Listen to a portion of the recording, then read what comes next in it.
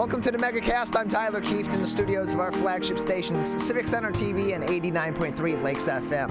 In addition, today, as always, we're on Birmingham Area Municipal Access. Both Civic Center TV and Bama are on Comcast, Channel 15, and AT&T, Channel 99. You can also find us on Channel 10 in Waterford on the Media Network of Waterford, and in Orion Township on Orion Neighborhood Television at 1 o'clock p.m. and 1 o'clock a.m. Join us online on civiccentertv.com by clicking on our Watch Live link on your computer web browser. That will be at the top of the homepage, second from the right, and on your smartphone web browser, that will be on the drop-down menu at the left margin of your screen, second from the bottom. You can also find us online on our Facebook pages, facebook.com/CivicCenterTV15 and facebook.com/LakesFM, as well as on My Michigan TV or MyMy. Visit mymytv.com to watch us live each and every day, Monday through Friday from 10 a.m. to 12 noon, as well as some of our archived interviews and other clips throughout the day, and learn more about all of My Michigan TV's original and imported programming, as well as where you can download their free smartphone and smart TV apps. And if you need more information or want to get more information about all of our partnering television, radio, and web outlets, visit our website at civiccentertv.com and click on our Megacast link. There we have links to each and every one of our partnering television stations, as well as other links that will provide you with information on where you can get all of our episodes, full episodes, and individual interviews on demand. That's civiccentertv.com/megacast.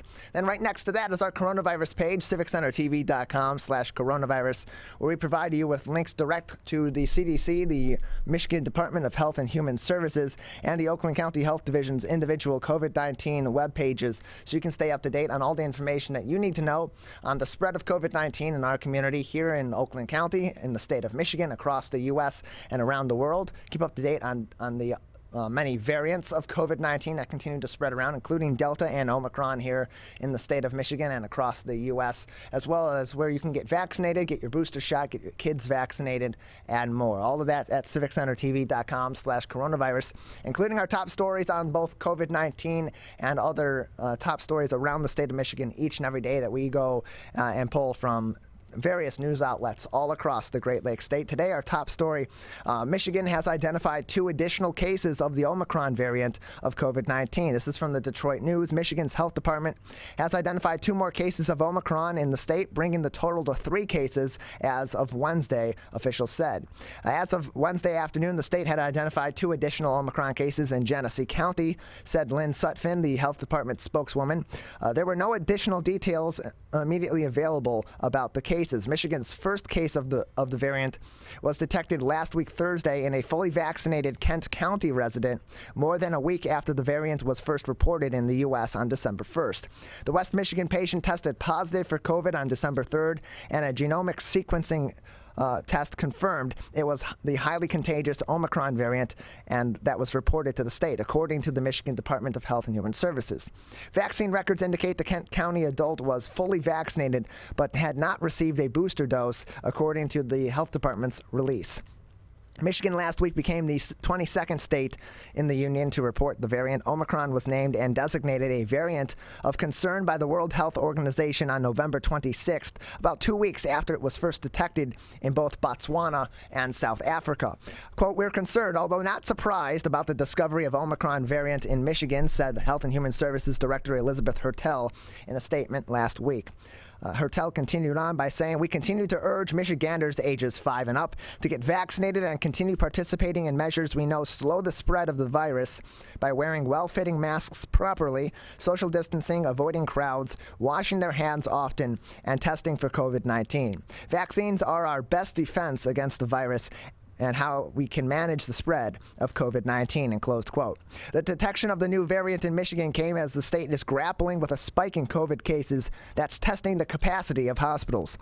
The surge in Delta variant cases is still the most overwhelming factor that Michigan is facing, but public health experts have worried that the more contagious Omicron variant could cause the state's current surge to continue as it spreads.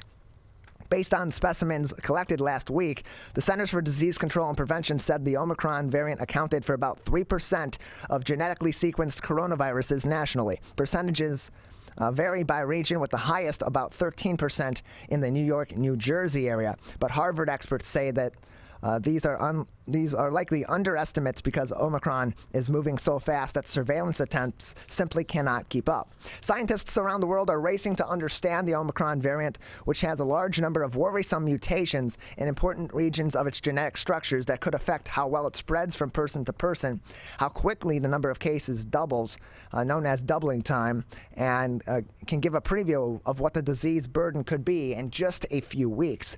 CDC Director Rochelle Walensky said Wednesday that early data suggests Omicron is more transmissible than Delta, with a doubling time of about 2 days. In Britain, where Omicron cases are doubling every 2 to 3 days, the variant is expected to soon replace Delta as the dominant strain in the country. That full article from the Detroit News on our website at civiccentertv.com/coronavirus. Also making news, if you haven't stepped outside or listened to what's going on outside over the last 12 hours or so. High winds have taken out Michigan power lines just days after crews finished restoring them from a previous storm over the weekend. This is from the Detroit Free Press.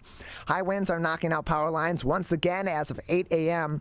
High winds have knocked out power to more than 146,000 Michiganders. About 139,000 of those are consumerist energy customers, with about 7,000 being customers of DTE Energy.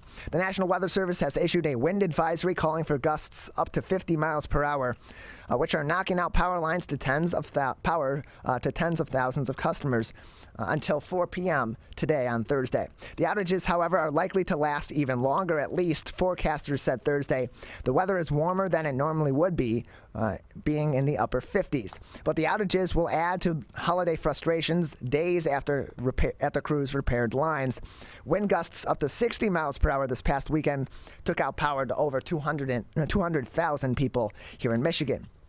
Earlier this week, the Lexus Velodrome, an indoor cycling racetrack in Midtown Detroit, collapsed and its inflatable dome was severely damaged following a power outage and the failure of its backup generator. Moreover, Michigan's utilities also faced criticism this summer that it had been too slow to restore electricity, with the state attorney general calling on DTE Energy to credit customers who had to deal with outages after severe weather. They were credited in some way, some getting just a few $100 at max, or just over $100 at max for their troubles, which, considering the length of time the power was out and the frequency with which people are working virtually or working at home, those lost wages, those lost opportunities, those lost items that require electricity, particularly those things in your fridge and in your refrigerator and in your freezer, not quite going to cover that, but cute effort by DTE anyway. Consumers Energy began predicting outages as early as Wednesday, warning that gusts could exceed 65 miles per hour and likely would bring down power lines, break poles, and create other safety issues. Restoration from last weekend's storms was completed Monday afternoon, the company said. Quote, personnel are getting sufficient rest while we are restocking our mobile storm units and essential materials, the statement added, continuing, the company is making other preparations to quickly respond to any service interruptions, and closed quote. DTE in the statement on Thursday said that it anticipated, quote, outages in southeast Michigan, and crews are ready to act quickly and safely to restore power, and closed quote.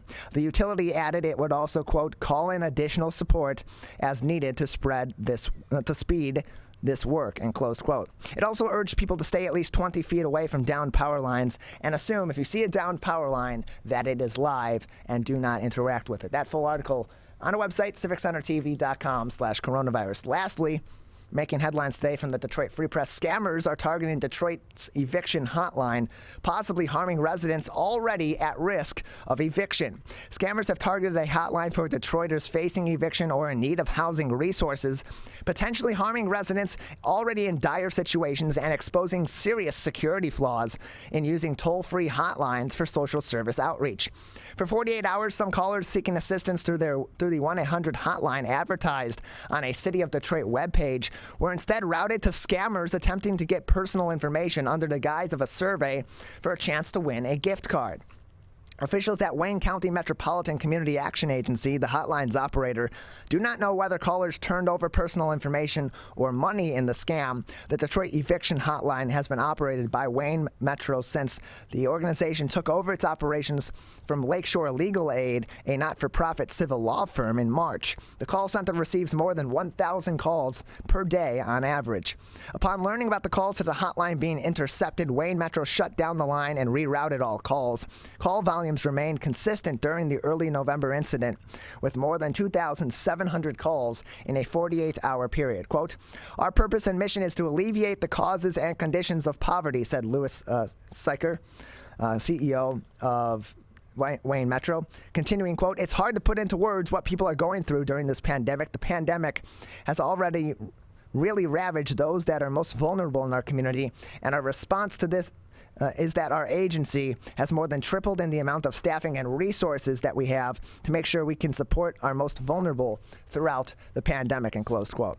Attempts to understand how scammers were able to intercept calls are inconclusive. According to Wayne Metro, the hotline's operator, 800.com, said the calls were routed to scammers and never reached their service, and Verizon, one of the carriers of callers being interrupted, said it was a localized issue, perhaps involving cell towers. Multiple requests for comment from Verizon and 800.com were not answered when inquired upon by the Detroit Free Press. Quote, "Since we are so far removed and cannot even identify individual affected towers because they don't publish any information, it's very hard to track down, but this is the first time I've heard of something like this," said the Wayne Metro IT director, adding that the organization doesn't have access to information involving cell towers used in calls to the hotline. Quote, "There's nothing at all that we could have done to prevent or mitigate it," said the IT director. Since the incident, which is the first of its kind since Wayne Metro inherited the hotline, the organization has implemented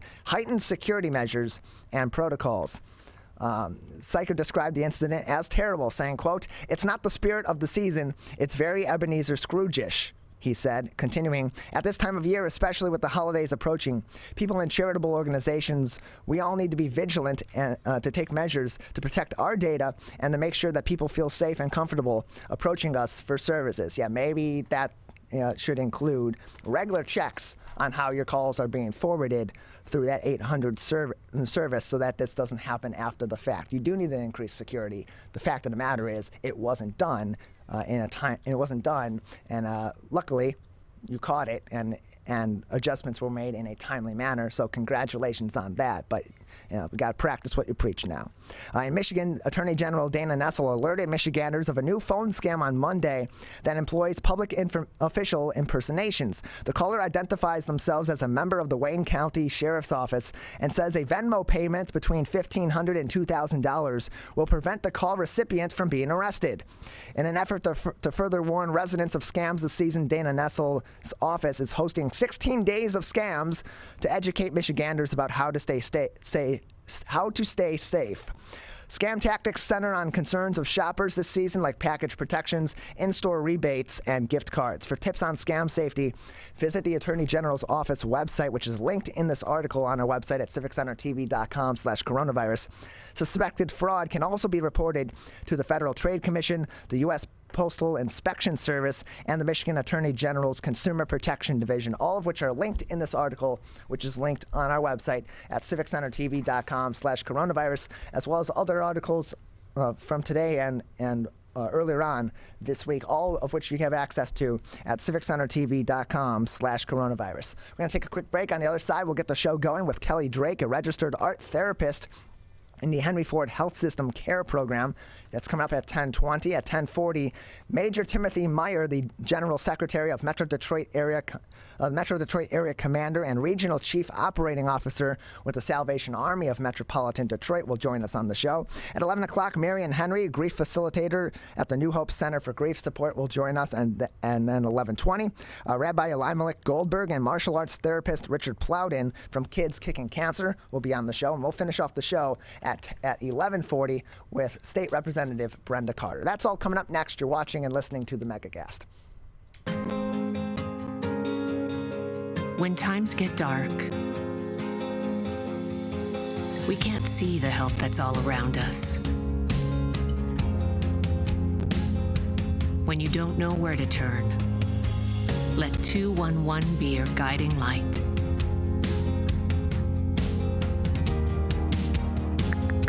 211, how can I help you?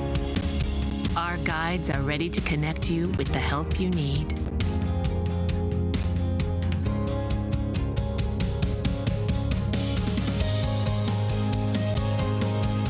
For help with food, healthcare, mental health, and other resources. Call 211 or visit 211.org. 211. Get connected, get help. If you are struggling to afford your internet bills during the pandemic, there's a temporary government program that may be able to help. It's called the Emergency Broadband Benefit, and it provides up to a $50 monthly discount on your broadband bill to qualifying households. Find more information about the program, including if you qualify and how to enroll, at fcc.gov/broadbandbenefit or call toll-free at 833-511-0311. A public service announcement from 89.3 Lakes FM. Whether you're the city, the county, or the Huron River Watershed Council, we work together to protect water resources for everyone. Most of the pollution entering our rivers is carried by rainwater that runs off roads, parking lots, and rooftops. a rain garden helps catch stormwater runoff. Rain gardens and their plants help dirty runoff soak into the ground. You can do your part to help keep our water clean. Learn about rain gardens and native plants. So consider a rain garden in your home landscaping. Catch the runoff with a rain garden. There's one water, and it's ours to protect. I couldn't breathe at all. There was lots of talk about putting me on a ventilator.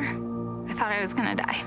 I was 39 weeks pregnant and had a scheduled C-section. During that time, I got COVID and was hospitalized for a month. I had a blood clot in my lungs. It caused me to go into right-sided heart failure. I was really scared. I kept texting my husband and my mom, telling them how scared I was, and I was worried that he was gonna grow up without a mom. And then I was worried if, when I did get home, that he wouldn't know who I was. You know, being 27 and a mom and a wife and having that all almost taken away from me. It's scary, and if a vaccine can prevent that from happening, why not? Get your vaccine. I don't want this to happen to anybody else. A message from the staff of Michigan's Crime Victim Compensation Program. Anyone can be a victim of crime and suffer lasting trauma, physically, emotionally, and financially. But you are not alone. If you're struggling financially due to a crime, we're here for you. Find out if you qualify for crime victim compensation. Call 877-251-7373 or visit michigan.gov/crime-victim. A message from the Michigan Department of Health and Human Services, Division of Victim Services.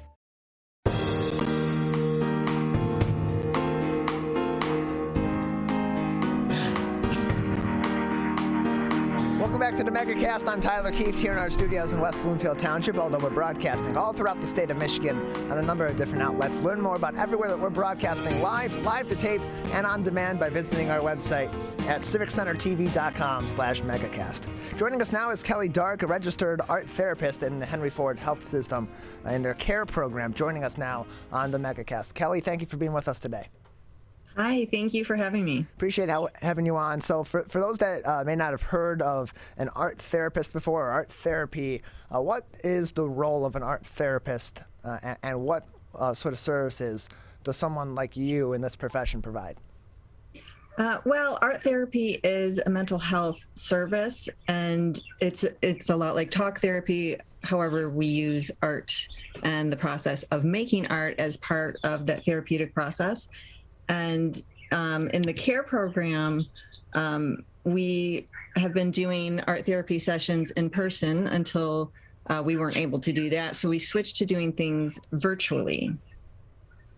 We're joined by Kelly Darke. She is a registered art therapist at Henry Ford Health System's CARE program with us today on the Megacast. And so what are some of the benefits of art therapy specifically in a mental health program?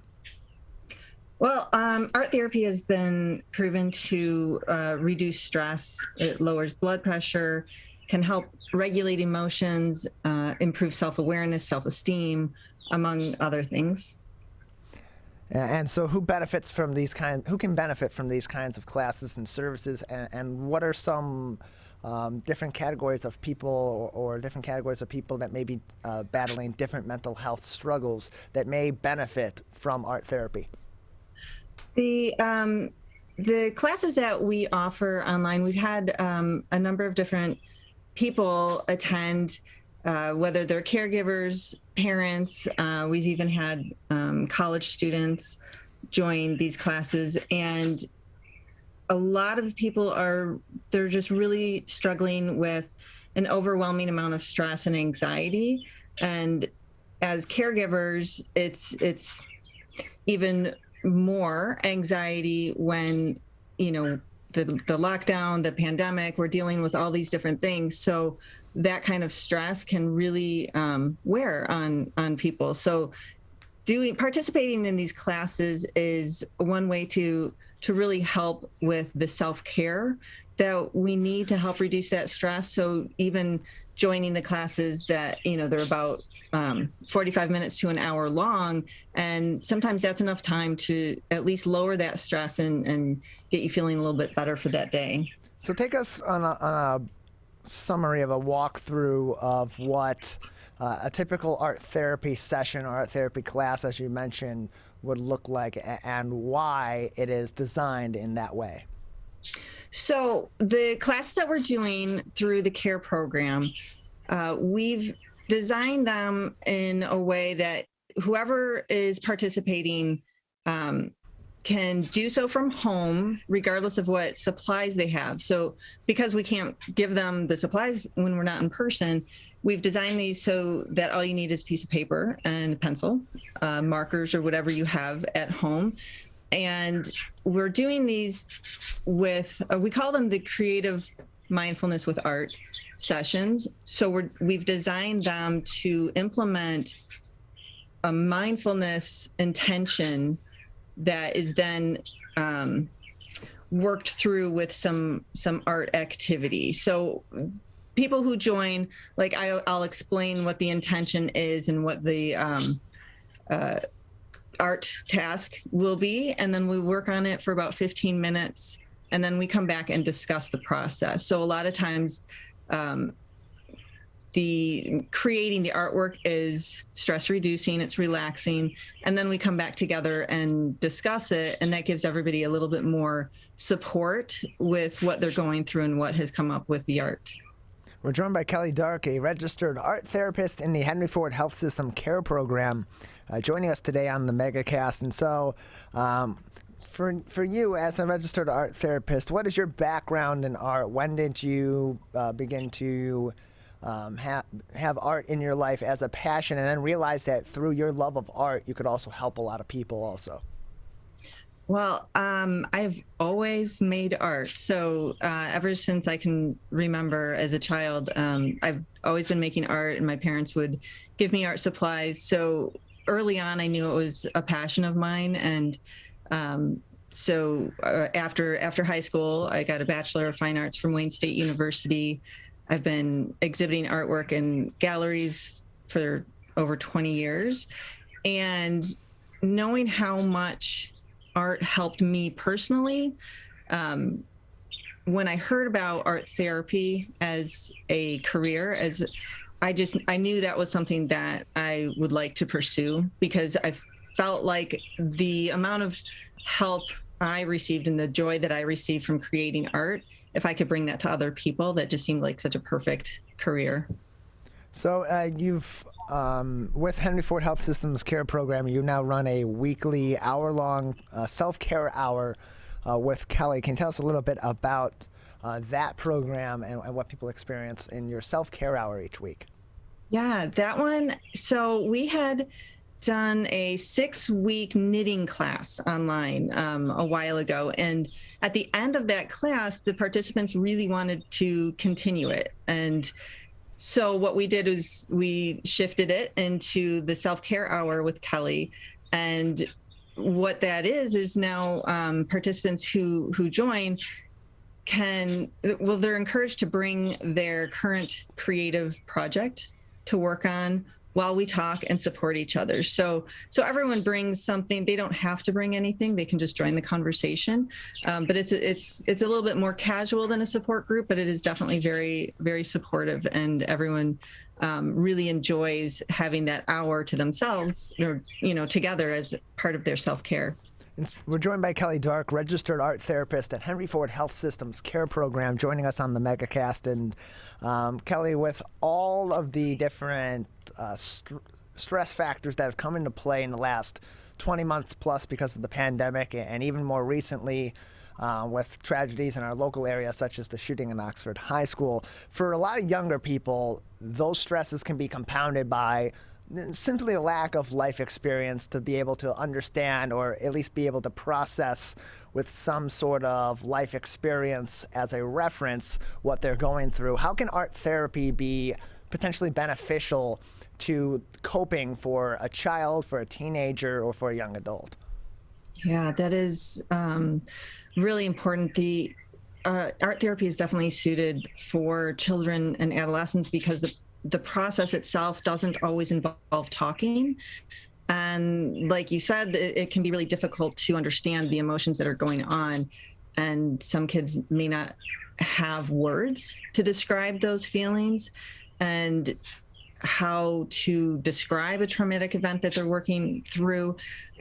So working with an art therapist can really help, because the process itself of making the art will help lower the anxiety a bit so that they can start to process those emotions with an art therapist.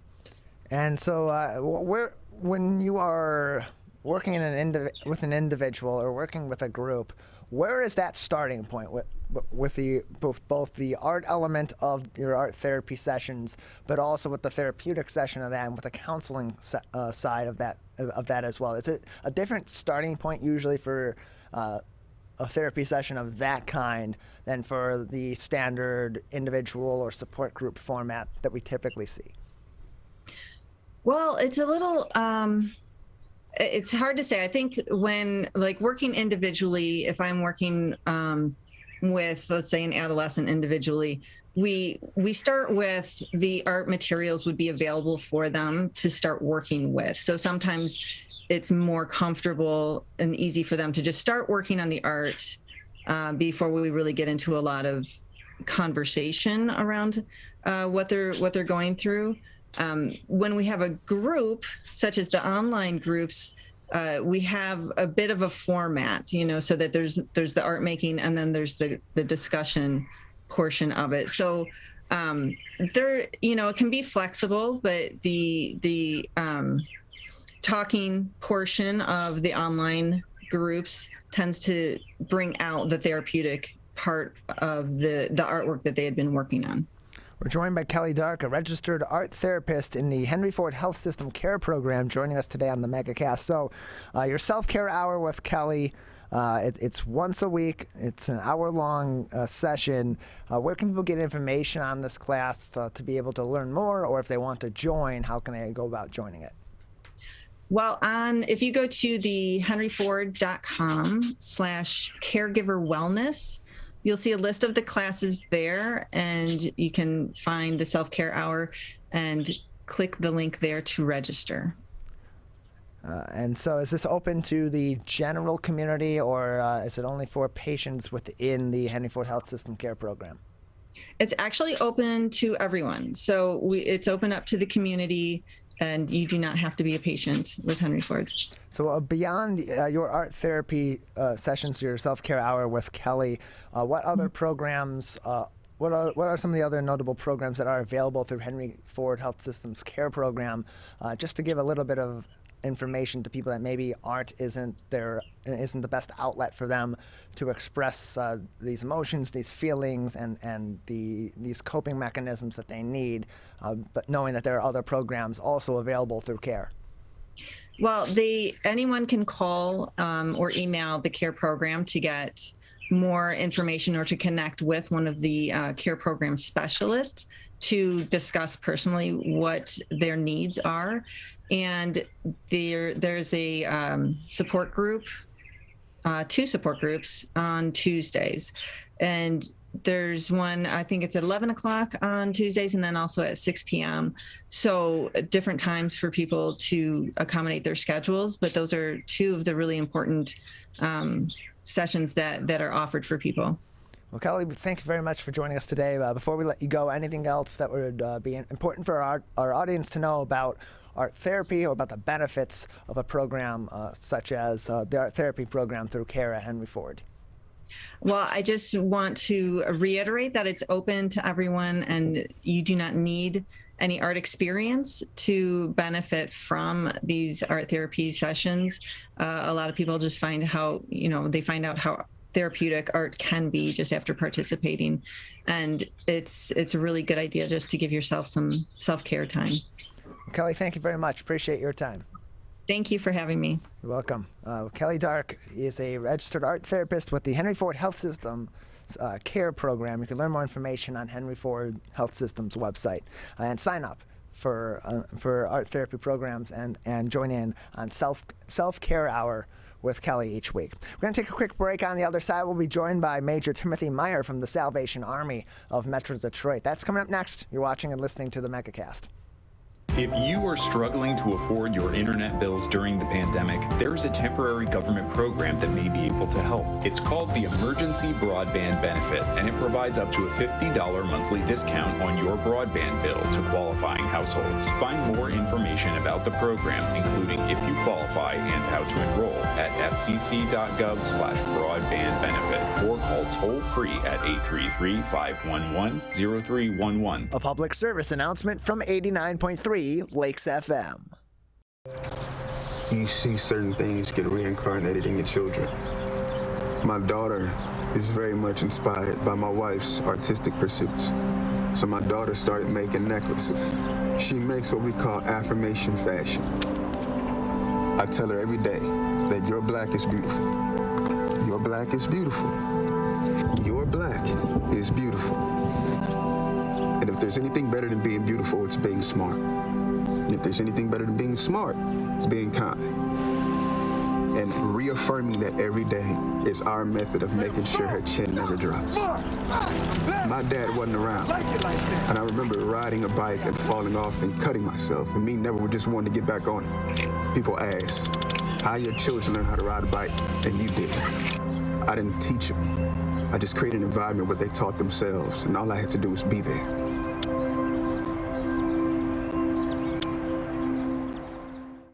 Whether you're the city, the county, or the Huron River Watershed Council. As partners working together to protect our water resources, we agree. Pet waste is a source of harmful bacteria in the Huron River. When it's left on the ground, it can wash into the storm drains. These lead directly to our streams. No filters, no treatment. Here's one thing we know that can help keep our water clean. Pick up pet waste and trash it. Pick up pet waste and trash it. So pick up pet waste and trash it. There's one water, and it's ours to protect. Who is struggling right now? I am. My son is. Many are struggling with anxiety, depression, and substance use. Before it becomes a crisis, reach out to MyCal, the Michigan Crisis and Access Line, for free confidential support 24/7. Available in the Upper Peninsula and Oakland County. Just call or text 1-844-44-MyCal or chat online at michigan.gov/MyCal. A message from the Michigan Department of Health and Human Services. Motorcyclists are hard to see. To keep everyone safer, it's important to always look for them and know where most crashes occur. 84% of motorcycle and vehicle crashes happen on streets, not highways. And most crashes with motorcyclists occur when vehicle drivers are turning left. So before turning, especially to the left, make sure you look for motorcyclists. Then look again. It could save a life. To Sofia and Gabriel. Even even though these old knees can't follow on your adventure to the forest today, these flowers represent my love. These stitches and threads join us together. And wherever you see a flower, a bird, a beautiful tree, know that my love is with you. Make the forest part of your story at a park near you. Find one at discovertheforest.org. 72.7% of high school students get less than the recommended 7 to 9 hours of sleep a night. This can cause pain, obesity, and can very negatively affect your mental health. When you have a consistent 7 to 9 hours of sleep every day, you get sick less often, lose more weight, and have better relationships with those around you. For more information about the dangers of sleep deprivation, go to sleepfoundation.org. This message is brought to you by the WBHS Digital Media Arts Program and 89.3 Lakes FM. Can I ask you a question? Why did you get your kids vaccinated? It was hard for them to social distance, to be isolated from their friends. I want them to get back to school and sports games. So as a pediatrician, I recommend the vaccine to everyone I know. The boys lost a former teammate and classmate who was only 20 years old. It's been a devastating year. We want to get back to normalcy. Our daughter is really looking forward to being with her friends, being a kid. It's the Great Lakes water. And so what people do ends up in our waterways. Flushable wipes are just evil. They should be thrown away. They're impossible to destroy, and they can cause significant problems. One of the main things when you're cooking is to not dump fats, oils, and greases down your drains. They stick to the sides of pipes. They stick to everything they come in contact with. Don't put it down the sink. There's one water, and it's ours to protect.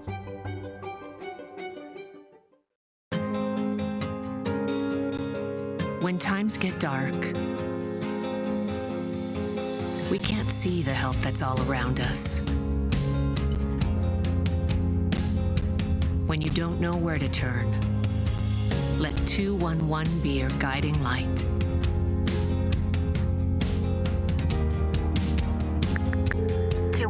How can I help you? Our guides are ready to connect you with the help you need.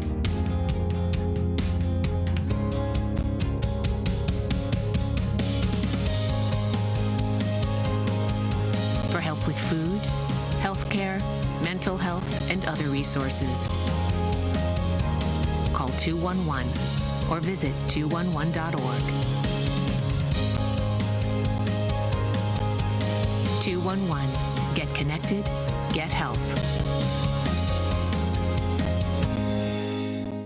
We may come from different organizations, but we work together to protect the Huron River for everyone. Neighborhood storm drains carry water directly to local creeks and streams. No filters, no treatment. Storm drains also help reduce street flooding when it rains. So clearing storm drains and the areas nearby of trash and leaves helps keep them for rain only. It is easy to do your part by adopting a storm drain. Find a storm drain, check it, and clear it every month.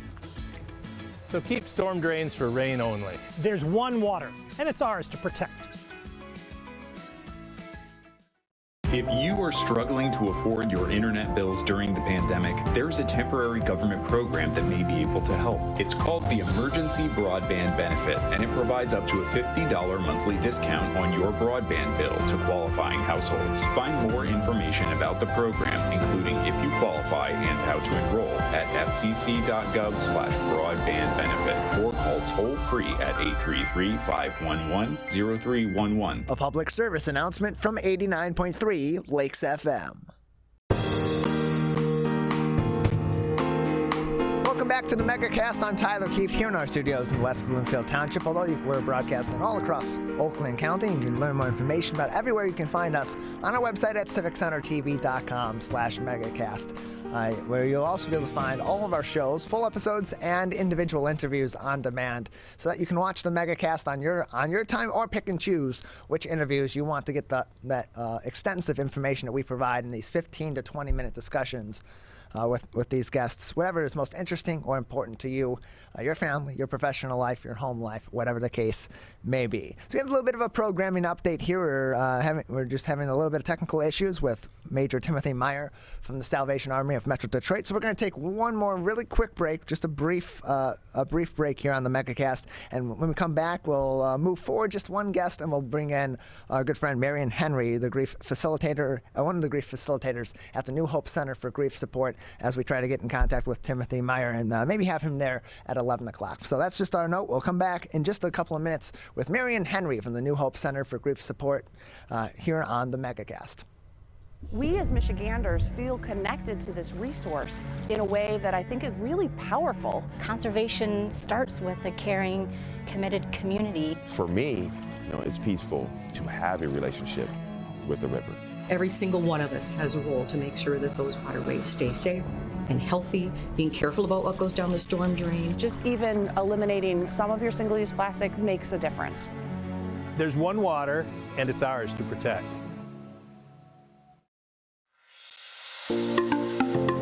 Did you know that nearly 3.31 million Americans don't get their annual checkup?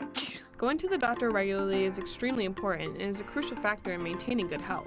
Make sure you are visiting your local doctor often and telling them about any health concerns you have. For more information, contact your local healthcare provider. This message is brought to you by WBHS Digital Media Arts Program and 89.3 Lakes FM.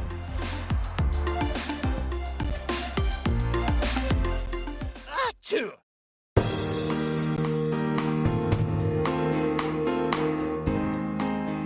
Joining us now is Marion Henry. She is a grief facilitator at the New Hope Center for Grief Support. In 2018, after her son David was killed in a car accident, she did receive some consultation from the New Hope Center as well. And so we have her now with us on the Megacast. Marion, thank you for being with us today.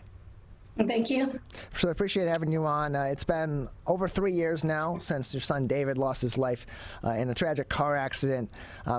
In your grieving process, what has that passage of time, those 3 years, how has that changed your grieving process, or how has that evolved, was probably a better way to say it, over those years? Well, at first, you think it's going to get better, but it does not. Never gets better, but it does get different.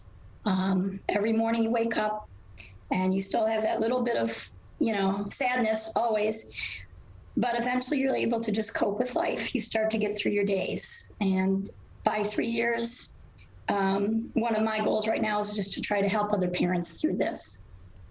So we've heard so much in the wake of other recent tragedies about those who have perished in these tragedies being organ donors. When after the accident occurred, at some point after the accident, David was declared brain dead. He did end up becoming a organ donor. Was he designated as one, or was that the decision made by the family? And if so, what led to the decision, either way, to decide to become an organ donor and help other people out after his life? Well, at age 16, when my kids got their driver's license, we talked a lot about that, to check the little box. So he was more than willing to do that. His theory was, you can't take it with you, so let's help someone else out. So he was designated. Yeah, and that's a great approach to that situation. You can't really, it's really tough to imagine a situation where you suddenly will lose your life, but then you are able to, while you're trying to fathom that, you have an opportunity at that point to consider the ways that you can help someone else not lose theirs. And so a big thank you from me and on behalf of everybody out there, I'm sure as well, that's ever been impacted by an organ donor saving somebody's life that they know, because that's it's a big thing to do, to say that I will donate my vital organs to someone else after I've died, because you have to consider that situation, and then it has such a big impact after the fact. Have you or anyone else in your family been able to be in contact with anyone that has received any of David's organs? And if so, what has their reaction been? What have their words been, if you have been in contact? Well, we haven't been in contact, but I do stay in contact with the the Ohio organization that David had his organs donated through. Tracy Kropp is our family aftercare advisor, and she will usually tell me how everybody's doing. Last I know, everybody is doing well, survived the pandemic so far, and is grateful for their chance at life.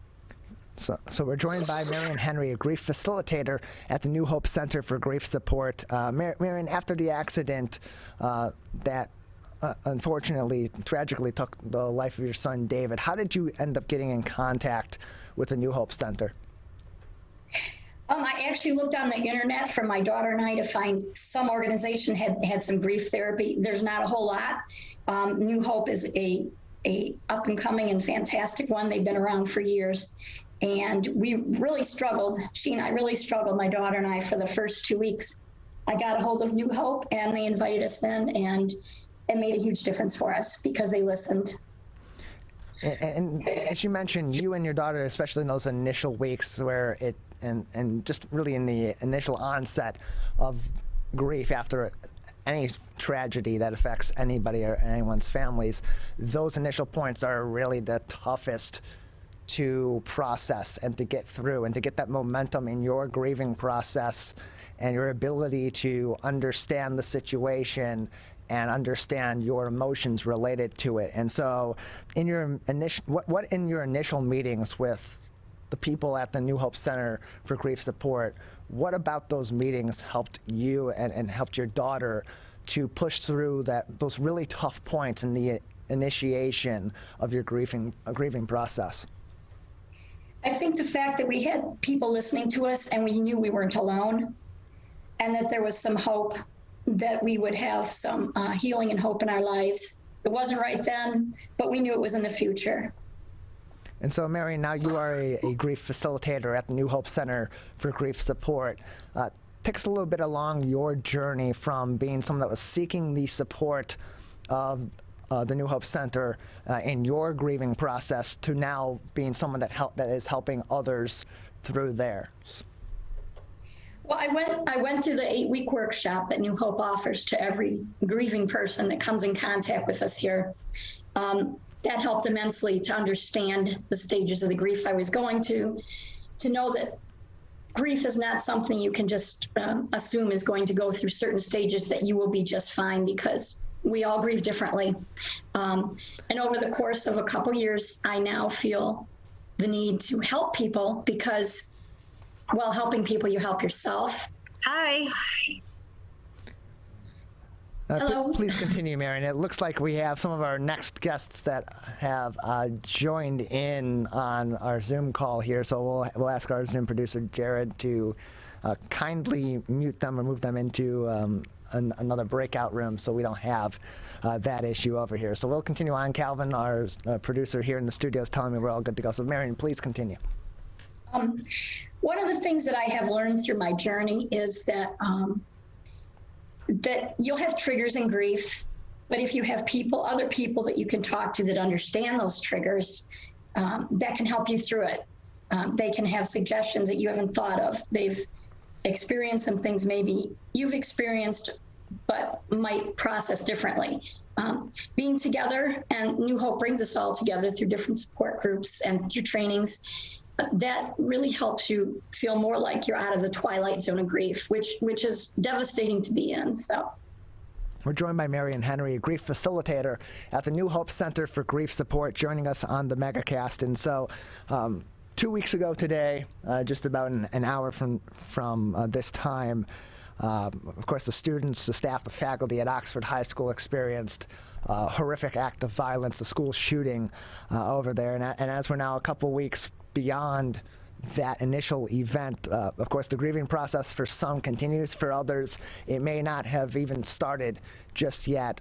With your experience in your own grieving process, and as a grief facilitator at the New Hope Center for Grief Support, what message or what, better yet, what advice do you have for those grieving the shootings at Oxford High School to either continue on in their grieving process, which is always going to be changing, and it's going to be different one day to another, 1 week to another, a year to another, and as well to those that maybe have not begun their process yet or haven't figured out how to approach their grief and how they want to go about processing those horrific events that no one really will be able to fully understand?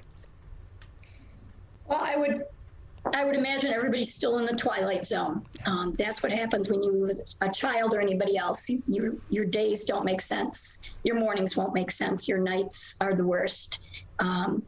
Sleeping and eating can be very, very difficult. You're not in any set structure anymore. Your whole world's been turned upside down. I will not say that it's going to get better, but I will tell you that it will get different. There's other parents, other people out there that understand you because they've went through the same thing. Unless you've lost a child, you can never understand that grief. And with grief, we don't go around it. We don't move on. We don't get over it because it is our child or our other loved one. We have to move through it, and don't rush yourself. It's a very slow process. You'll take steps back as you move forward, but take care of yourself. You need to take care of yourself. Try to eat, try to sleep, try to take a moment every day to just blank out your brain, just to be very, very quiet, just so that your brain gets a break. And so for those who have survived the incident, or those that are adjacent, for lack of better terms, to the incident, whether it be a parent, a close friend from another town, a colleague across the school district, whatever the case may be, in your experience, both as a grief facilitator, helping other people process their grief, and as someone that has gone through the grieving process and continues to go through the grieving process of tragically losing a loved one, as you did 3 years ago with your son David in his car accident, what advice do you have for people, or guidance do you have for people that may seem to prefer to go at their grief alone, in terms of what a group support environment or a facilitator supported environment for a grieving process, what benefits that could have to them being able to process the trauma that they've experienced? When you're sitting in a room with people who know exactly how you feel, exactly what your emotions are, what your state of mind is, you all of a sudden realize that I'm not the only one that's going through this. I'm not alone. Being alone and isolated sometimes can be the worst thing in the world to try to get through anything. And I have found, and I know that the people that I've dealt with here at New Hope, we found that we can support each other by talking to each other. Occasionally you just sit in the room, a group of you can sit in a room, and you know how you feel just by looking at each other's eyes, and it does help, and you don't feel so alone and so out of it and so by yourself. We're joined by Marion Henry, a grief facilitator at the New Hope Center for Grief Support, joining us today on the Megacast. For those that may like to seek the services of the New Hope Center for Grief Support, or they themselves would like to follow in your footsteps and help other people through their grieving process, who can they get in contact with, who can they get in touch with to begin either or both of those processes? You can go online to the New Hope Center for Grief Support. You can reach out to Jennifer Fresh, who is our executive director. We're located here in Northville, 133 West Main Street, Suite 113, and we're in the mall here. And anytime you need us, you can reach out to us. We have workshops, we have support groups that are open, anything we can do to help. Marion, just another couple of minutes with you today before we'll say goodbye. Anything else, any lasting advice or guidance for anybody, or other things that you'd like to say that we haven't talked about in today's interview? Just know that like I said, it will not get better, but it will get different. You will survive. It will take a city to help you survive. It will take everything you have in your being to survive it. It's very, very difficult, but you will be able to handle it. You will survive. You'll get up in the morning, you'll be able to eat, maybe think about things. You'll be able to sleep for a whole night. And talking about it is key. And talking about your children is an absolute. And for people to talk to you about your children, that is the best thing that a grieving parent can hear. to hear the memories of their children. Marion, we appreciate your time and appreciate your guidance as well. Thank you very much for joining us today. Thank you. In higher numbers. More vulnerable road users and higher speed traffic can be a dangerous combination. Crash severity has increased, so if you're driving, be sure to slow down and look for people. There's no need to speed. If you're biking, ride with traffic. If you're walking, avoid stepping into the road if possible. If you have to walk in the street, walk facing traffic. Learn more at walkbikedrivesafe.org.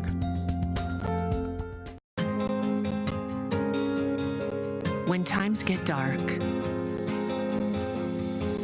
we can't see the help that's all around us. When you don't know where to turn, let 211 be your guiding light.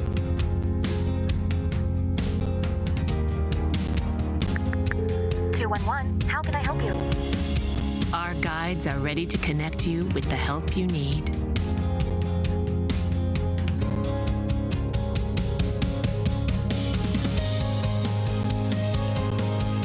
For help with food, healthcare, mental health, and other resources,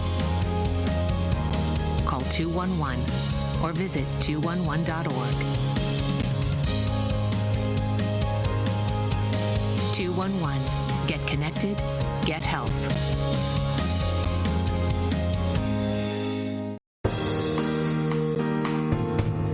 Welcome back to the Megacast. I'm Tyler Keefe here in our studios in West Bloomfield Township. Although we broadcast all throughout the state of Michigan on the Megacast Monday through Friday, 10 a.m. to 12 noon on a number of different outlets, including your radio homes for the show.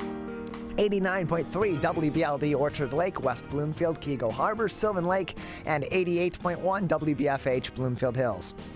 Well, every holiday season around this time of year, when you're out at grocery stores, at other locations throughout your community, you see many people outside those stores with a red kettle and a bell asking for donations through Salvation Army's Red Kettle Christmas campaign. And joining us now to talk about that campaign as it's running in 2021 is Major Timothy Meyer, a General Secretary of the Metro Detroit Area Commander and Regional Chief Operating Officer with the Salvation Army of Metro Detroit, with us now on the Megacast. Major, thanks for being with us today.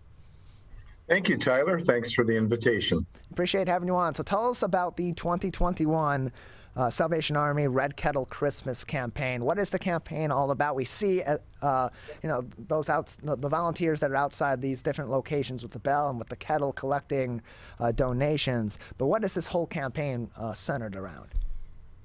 Well, we operate year-round in the Metro Detroit area, and in fact, the Salvation Army is throughout Michigan, throughout the whole United States. But I'm here to talk about the Metro Detroit area efforts.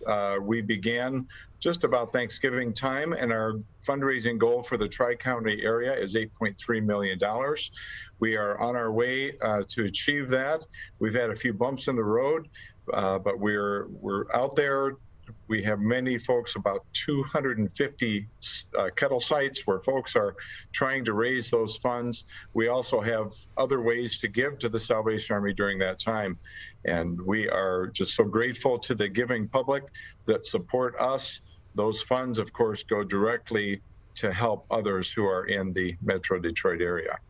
We're joined by Major Timothy Meyer from the Salvation Army of Metropolitan Detroit, joining us today on the Megacast. So obviously providing donations to those that are outside these various locations with the Red Kettles, collecting donations is one way that people can support the Salvation Army's Red Kettle Christmas campaign. But what are some other ways that people can support the cause this holiday season? Well, last year when the pandemic hit, we realized we needed to have some other options for giving. In fact, we weren't even sure that we would be able to have kettles last year. We developed then the ability for folks to go up to those kettle stands, and there's a QR code that they can scan with their phone. There's also a NFC button that if you hold your phone near that, it will take you to the Salvation Army's website to make a donation so that folks can give digitally. They can do that, of course, online at salmish.org. You can even text the word GIFT, G-I-F-T, to 24365, which of course is representative of the Salvation Army's availability to those in need throughout the year. Folks also many will receive in the mail a letter from myself requesting funds. Folks still do enjoy giving by check. That is a wonderful way to give as well. And especially this time of year, folks who are savvy investors are looking for ways to help with their tax concerns at year end. The Salvation Army has many ways to give. We have planned giving professionals who can help with that. And the best way to reach them is by calling 877-SAL-MISH, M-I-C-H, and asking for someone in our planned giving department. We're joined by Major Timothy Meyer, General Secretary, Metro Detroit Area Commander, and Regional Chief Operating Officer with the Salvation Army of Metropolitan Detroit, joining us today on the Megacast. And so we mentioned earlier, as I introduced the interview today with you about the Red Kettle Christmas campaign, that those that are out with the Red Kettle and the bell at these various locations throughout Metro Detroit and in many other cities throughout Michigan and around the U.S. These are volunteers that are out there doing this. Is that correct in all locations, including Detroit? Yeah, in most locations there are volunteers, and in a few locations we do have folks who we have paid to ring the bell for us. Those are folks who would be unemployed or underemployed, and so this is a way for them to raise a little bit of money this Christmas season, but also to help the Salvation Army to raise thousands of dollars. You mentioned volunteers, and this has been a very difficult year for volunteers. There's a way to do that, 2 ways to volunteer to help ring the bell for the Salvation Army. Both of them are at the same site. It's registertoring.com. And if you go there, you can click the button that takes you to become an in-person volunteer bell ringer. You select a location that's near your home or place of business, or perhaps a place where your family shops. You can request to ring the bells there. You also can set up your own virtual Red Kettle. That's something that began a couple of years ago, and it's very popular with folks who are not able to physically get out there and ring the bell. So at that same site, registertoring.com, you can start your own virtual Red Kettle. Name it whatever you'd like, and invite business associates, friends, family members to join and help achieve your fundraising goal to help the Salvation Army help others. We're joined by Major Timothy Meyer from the Salvation Army of Metropolitan Detroit with us today on the Megacast. And so for those volunteers that do join the organization to volunteer for the Red Kettle Christmas campaign, what sort of commitment goes into volunteering to be out there ringing the bell, or in other capacities that they may volunteer? Well, the primary thing this time of year, bell ringing, we'd ask for folks to make a 2-hour commitment. In some locations, they might want to ring a little bit longer. It does vary location to location. Throughout Metro Detroit, we have 12 Salvation Army Corps community centers who are doing bell ringing at area stores near their facility. And each one has the ability, most of them will have 2-hour shifts. There are some that ask for a little bit longer. Folks can volunteer to take multiple shifts. A family could adopt a Red Kettle at a store for an entire day, and just invite different family members or friends to help do that. So dress warmly. Some places are indoor, but most are outside. The weather today is very pleasant, but here in Michigan, we know that winter brings with it some cold, usually some frozen precipitation, and so you want to be dressed appropriately. And so, Major Meyer, people want to know, and really when they donate to any organization, should be curious to know when they make a donation to the Salvation Army through the Red Kettle Christmas campaign, who does this campaign benefit? Where do these funds ultimately go to help people in our community and throughout the coverage area here in Michigan and across the U.S. for the Salvation Army? Well, unless someone designates a donation to go specifically outside of the area, all the donations that are received locally stay locally. And we're very pleased that through auditing, through very careful financial practices, we know that 86 cents of every dollar stays right here in Metro Detroit to help feed those who are hungry, to give shelter to those who have no place to sleep, to provide not only Christmas meals and toys for children and shut-in seniors at Christmas time, but year-round to help with things like utility payments and rent, and sometimes even medical expenses. There are all kinds of things that folks come to us for. And so the funds that are raised don't just help at Christmas time when we are visible, but enable us to minister year-round. We even have a legal aid clinic.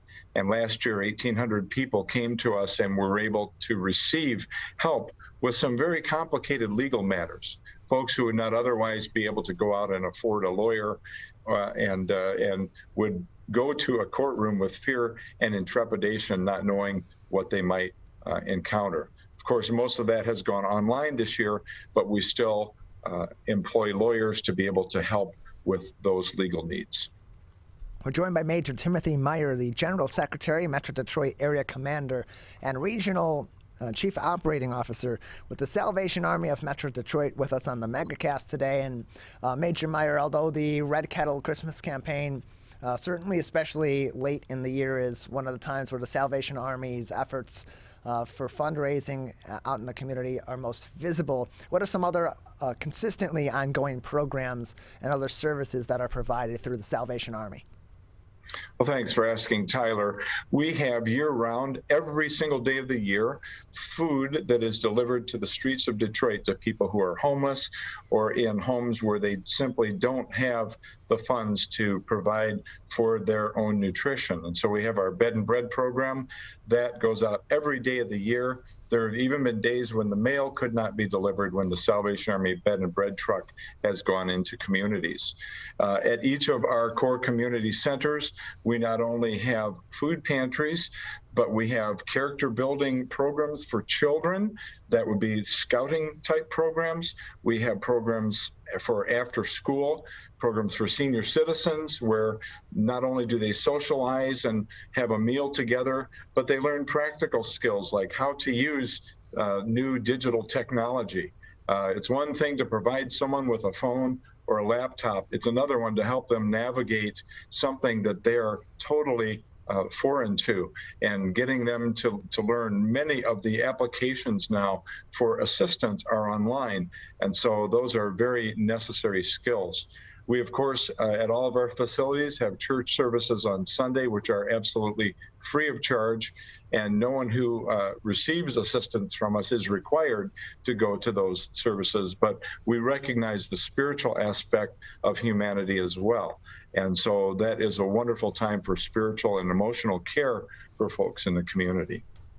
We're joined by Major Timothy Meyer, General Secretary of the Metro Detroit Area Commander and Regional Chief Operating Officer with the Salvation Army of Metropolitan Detroit. You can learn more information about all of the Salvation Army services by visiting salvationarmy.org. And so we've talked about other programs and services provided through the Salvation Army. Much like the Red Kettle campaign, bell ringers are volunteers. Are there other volunteer opportunities that are available through your organization throughout the year beyond this campaign that if people want to get involved with your organization, they can do so? There certainly are. Most every one of our core community centers throughout Metro Detroit have after-school programs, and often with that involves feeding supper to children who've come from school, are doing homework, doing some other activities. Often we'll have free music classes, and so we try to offer a meal for them. Those locations need volunteers to help prepare and serve those meals. Our Bed and Bread program that operates 365 days a year, and we serve about 3,000 to 4,000 meals per day on the streets of Detroit. We need volunteers to help make sandwiches and put those meals together. The pandemic has challenged us for that, so please, if you are not able to volunteer when you contact us at salmish.org, please be patient, because we do need help. Right now with the pandemic, we are trying to be very careful to protect everyone involved. And so we've ceased some of our volunteer activities for that.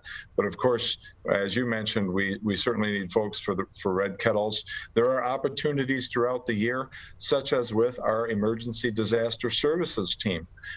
They go to all kinds of events throughout the year, whether it's a barricaded gunman, apartment fire, a house fire, or even most recently serving the first responders at the Oxford School shooting scene.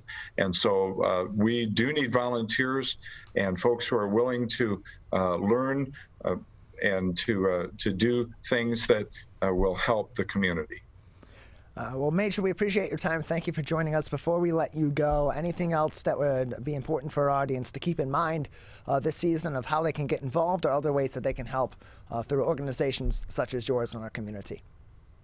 Well, the need, of course, does not cease at Christmas time, even though that's when we are most visible and when most people are most thinking about their neighbors in need. So I would encourage folks to realize that the Salvation Army helps year-round and that we certainly are in need of funding year-round, to consider us perhaps for a year-end donation, and also to please keep us in prayer as we minister to some very hurting and needy people in Metro Detroit. Major, thank you very much for your time. Appreciate it.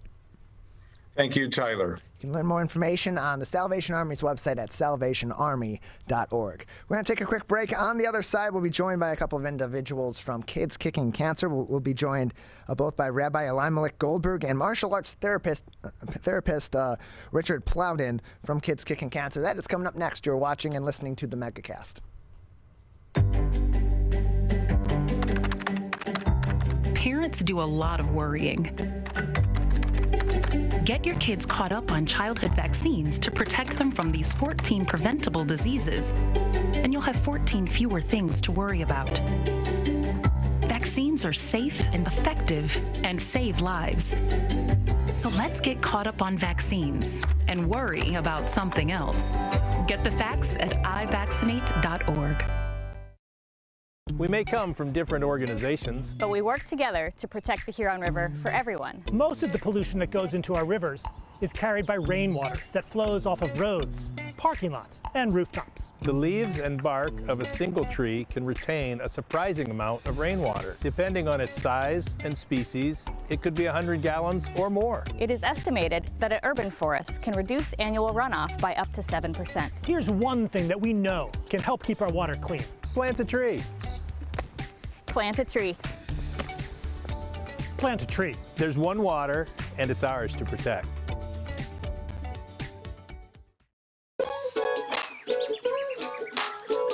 One of the things you can look for in your friends is a change in behavior. These can be big changes, they can be small changes in mood, physical appearance. They may be sleeping less or sleeping more, drinking more, or their eating patterns may be different. One big change that can be pretty obvious is change in motivation. Do they no longer want to play basketball? Do they no longer want to play video games? Now that we're spending more time online and in virtual settings, it's really important to pay attention to the language that your friend is using and the words they're using to communicate. So when we text our friends, are they taking longer amounts of time to respond? Are they not responding at all? You don't have to be an expert to try to recognize these signs. The second that you feel it in your gut and that you're concerned, that's the second to have the conversation and open the door to what might be going on. Today, it is easier than ever to join Michigan's Organ Donor Registry and help build a bridge of hope for organ, tissue, and eye donation. Just one person can potentially save or help improve the lives of up to 75 people. By joining, your legacy could be the gift of life. Sign up today at michigan.gov/SOS or at any of the more than 145 Secretary of State self-service stations located across Michigan. Be part of Michigan's Bridge of Hope by adding your name to the Organ Donor Registry. When times get dark, we can't see the help that's all around us. When you don't know where to turn, let 211 be your guiding light.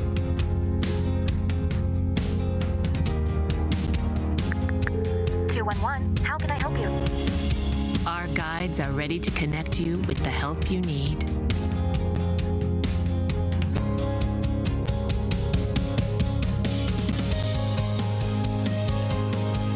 For help with food, healthcare, mental health, and other resources.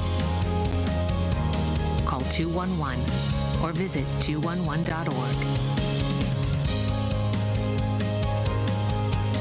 211. Get connected, get help.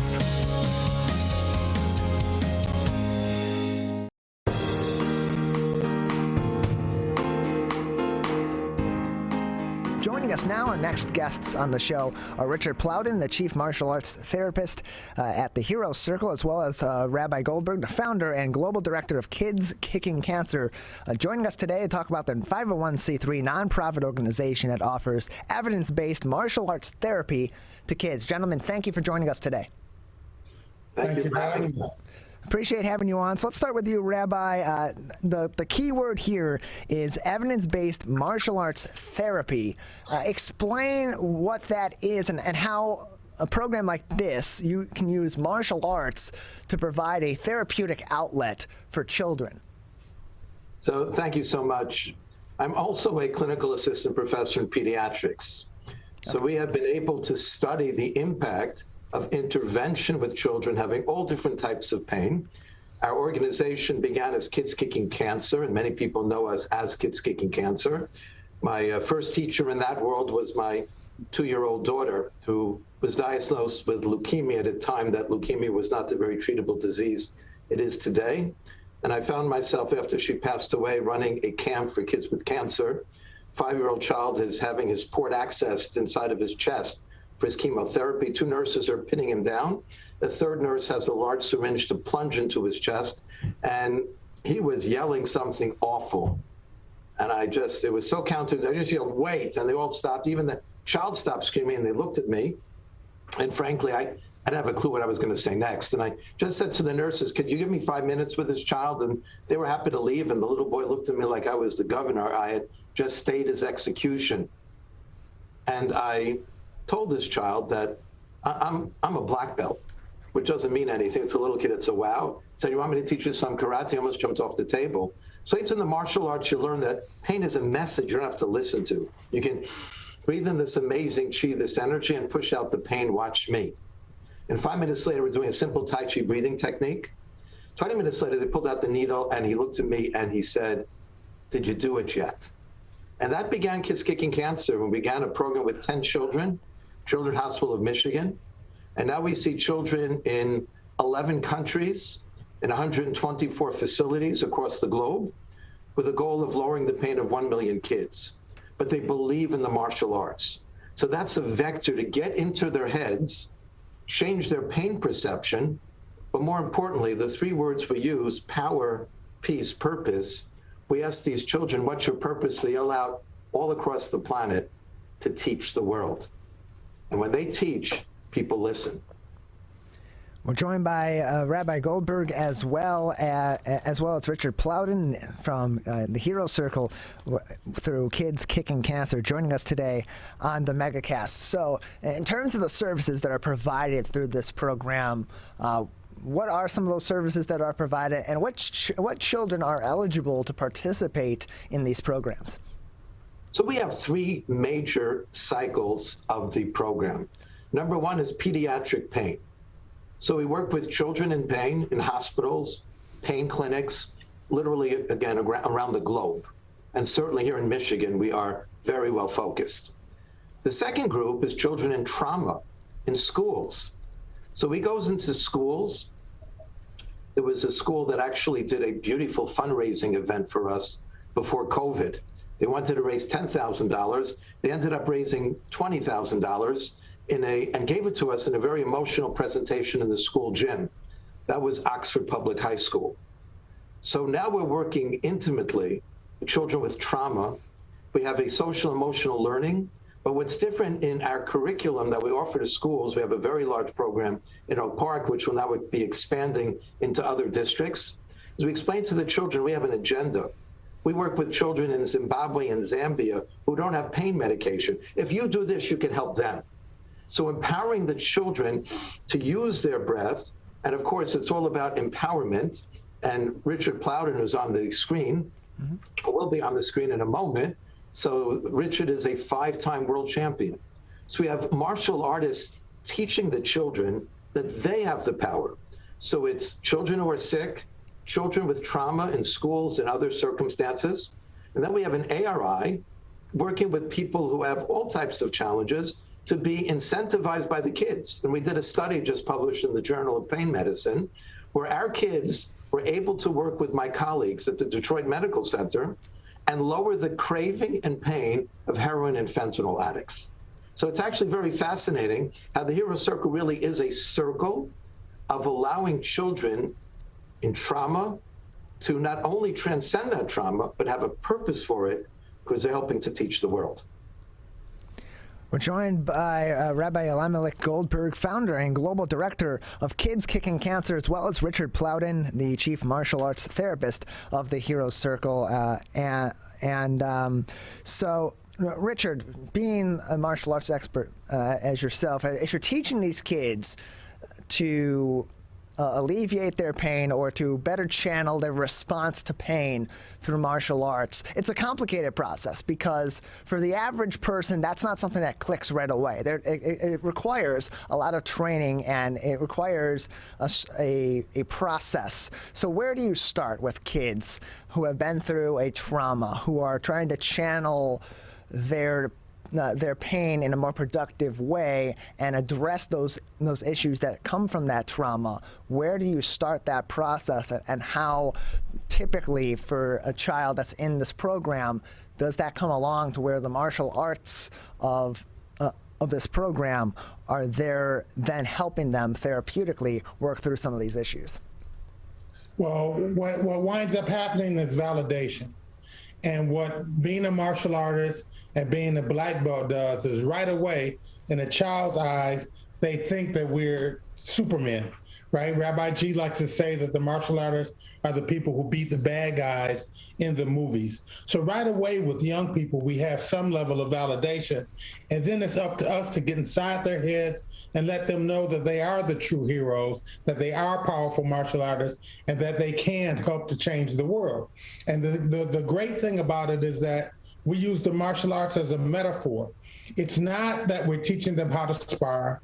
We have a no contact type of program. We don't do any board breaking at all, but we get inside their heads and let them know through meditations and breathing techniques that they can fight whatever is coming their way because they are powerful martial artists. And being able to get kids to buy into that, truthfully, is not as difficult as it may sound. We're joined by Richard Plowden, chief martial arts therapist, as well as Rabbi Elimelech Goldberg, the founder and global director of Kids Kicking Cancer, joining us today on the Megacast. And so in terms of your programming, particularly you, Rabbi G, over the course of the pandemic, how has your organization's operations had to change to continue to have been able to provide this immense impact positively on the lives of children who have experienced trauma, especially now the compounded trauma of a global pandemic as well, despite martial arts being such a physical and an in-person and a communicative art and therapeutic act? So the assessment of martial arts is really the power of the mind. We have literally hundreds of martial artists that we've trained across the globe, and multiple styles. The key to all of them is the power of the mind. The ability to allow the child to feel that spirit. So as you very articulately presented, there are more children who are going to die, God forbid, not from the virus, but from the mental health issues that have risen because of this pandemic.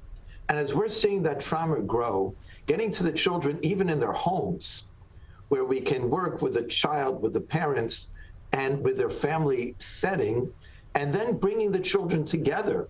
We have global dance parties where kids across the globe are partying together, celebrating their strength. We bring the children now virtually to teach companies how to breathe in the light and blow out the darkness. So as I mentioned, even though we started teaching children, We have evolved where the children are teaching adults. Just with adults, we talk slower. So the ability to allow the children now through a virtual platform to remain connected, to remain committed, to focus on their inner power and focus on what they have versus what they have not is really the key to success. And we're seeing this blossom, and we're seeing, Tyler, the need growing significantly. So how does the program help children that have been dealing with the stress, particularly of a cancer diagnosis or other major disease diagnosis? Because that psychologically, that is a great toll for any person, for an adult especially, but for a child, they're going to have a different reaction to that. They're going to have a different thought on that because at that young age, whether it be a small child or even a teenager or someone late in their youth and their teen years, there's always going to be a different reaction to that as they are facing a potential tough road ahead or potential death even from a horrible disease. You know, before COVID, I was teaching in a hospital in Milan. And they brought me, the doctor asked, would I meet this young lady? She was just recently diagnosed with a terrible tumor. She was healthy 2 weeks ago. Now she's facing disfigurement and possible death and quite depressed. And as soon as I met this young lady and she was surrounded by her doctor and her mom, I looked at her and I said, you know, I have an agenda. There are a lot of kids in this hospital, a lot of younger children who could so use our meditative, our breathing, our techniques of empowerment, but our best teachers are young people who are going through it. You'd be an amazing teacher for us. If I could teach this to you, would you be willing to help other kids? Like all of a sudden a light turned on inside of her head. Like there's a purpose for what I'm going through. We did a 10-minute meditation and you could see her face and her affect change within minutes. And when she opened up her eyes after that breathing meditative technique, I asked her, how do you feel? And she said, fantissimo. I feel fantastic. Her mom and her doctor started to cry. What I did was nothing but give her a sense of purpose as well as a technique of regulation. In the old days, we used to teach in medical school, there's a pain center in the brain. It's not true. There's a whole neuromatrix, which means that if you're afraid, if you're angry, there's no purpose to the pain, the actual nociception, the pain message, scoots all the way up. And again, we've done functional MRIs, we can see it. When you give a child the ability to have a purpose for what he or she is going through, and give them a regulatory technique to actually take control and feel that they can control their pain, we can see black and white and different colors in an fMRI that you can lower the pain of a child. And so let's go back to Richard. Richard Plowden, the chief martial arts therapist of the Heroes Circle, a global healing and wellness initiative inspired by the children of kids kicking cancer. Richard, for parents that are dealing with a child that may be experiencing trauma, whether it be medical, whether it be psychological, something they've experienced at school and other areas of their life, if they're not able to get into a program such as Kids Kicking Cancer or into another form of martial arts or some therapeutic effort such as this, what are some steps that they can take at home to encourage their child to address these issues using the power of the mind and techniques that martial arts employs to help children address these issues through programs like Kids Kicking Cancer? Well, as Rabbi said, you know, the strongest weapon that any of us has happens to be our brain, and being able to get inside the heads of young people. Well, first get inside the heads of parents, because one of the challenges that we have is not the young people embracing our program, but really getting past the gatekeeper, who happens to be the parent who thinks, wow, martial arts and my kid has cancer. Those two don't seem to match up. But once we explain to them the power of meditation, the power of our breathing techniques, then they wind up buying in and becoming really supporters for, we've seen individuals become supporters for decades. But in answer to your question, the key is, again, for the parents to get inside their heads and offer encouragement to young people, because being diagnosed with a particular disease I hate to put it like this, but it's not really a death sentence. It's an opportunity to expand on the positive that could be implanted in their head and that they can move forward towards. As Rabbi G likes to say, they're teachers. So they're teaching the world, they're teaching other people how to handle stress, how to handle anger, how to handle frustration. I've been with the organization for 17 years. As Rabbi G said, I'm a 5-time world champion, been doing martial arts for 47 years. But what I've learned from the children that we have in our program has been immenseful. So they flipped the script on us. And I would also add just one thing, that wherever a parent is today, go onto our website, because there are opportunities now for us to work with children, again, literally across the planet on a digital platform. We're joined by Rabbi Elimelech Goldberg. He's the founder of Kids Kicking Cancer, as well as their global director, and Richard Plowden, the chief martial arts therapist. And so, both you gentlemen, this is a fantastic program that's helping so many children in a unique way address their traumas, particularly on the psychological side of things, which, of course, has an immense impact on the entire reaction of their body and their recovery from a trauma, or the process of continuing to go through and deal with the trauma as it's ongoing. So at this moment in time, for your 501c3 nonprofit organization, what are the best ways that our community can help support the efforts that you're doing by supporting these children in this unique way?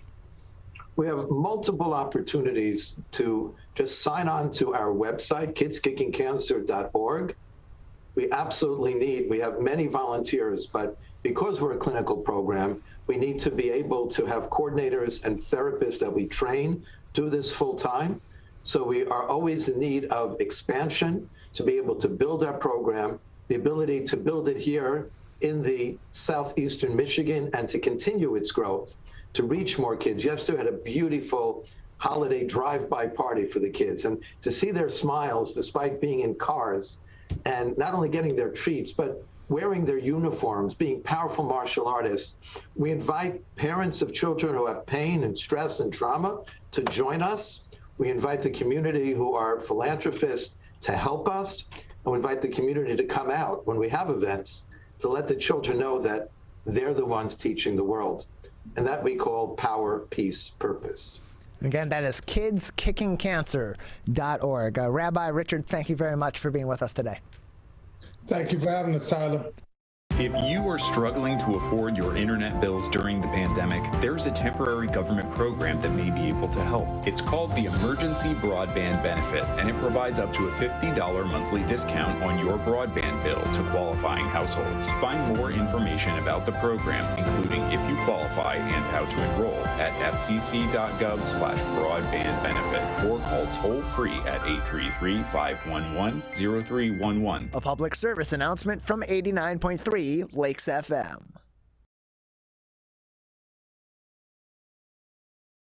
Whether you're the city, the county, or the Huron River Watershed Council, we work together to protect water resources for everyone. Most of the pollution entering our rivers is carried by rainwater that runs off roads, parking lots, and rooftops. A rain garden helps catch stormwater runoff. Rain gardens and their plants help dirty runoff soak into the ground. You can do your part to help keep our water clean. Learn about rain gardens and native plants. So consider a rain garden in your home landscaping. Catch the runoff with a rain garden. There's one water, and it's ours to protect. I couldn't breathe at all. There was lots of talk about putting me on a ventilator. I thought I was gonna die. I was 39 weeks pregnant and had a scheduled C-section. During that time, I got COVID and was hospitalized for a month. I had a blood clot in my lungs. It caused me to go into right-sided heart failure. I was really scared. I kept texting my husband and my mom, telling them how scared I was, and I was worried that he was gonna grow up without a mom. And then I was worried if, when I did get home, that he wouldn't know who I was. You know, being 27 and a mom and a wife and having that all almost taken away from me. It's scary, and if a vaccine can prevent that from happening, why not? get your vaccine. I don't want this to happen to anybody else. A message from the staff of Michigan's Crime Victim Compensation Program. Anyone can be a victim of crime and suffer lasting trauma, physically, emotionally, and financially. But you are not alone. If you're struggling financially due to a crime, we're here for you. Find out if you qualify for crime victim compensation. Call 877-251-7373 or visit michigan.gov/crime-victim. A message from the Michigan Department of Health and Human Services, Division of Victim Services. If you are struggling to afford your internet bills during the pandemic, there's a temporary government program that may be able to help. It's called the Emergency Broadband Benefit, and it provides up to a $50 monthly discount on your broadband bill to qualifying households. Find more information about the program, including if you qualify and how to enroll, at fcc.gov/broadbandbenefit or call toll-free at 833-511-0311. A public service announcement from 89.3 Lakes FM. You see certain things get reincarnated in your children. My daughter is very much inspired by my wife's artistic pursuits. So my daughter started making necklaces. She makes what we call affirmation fashion.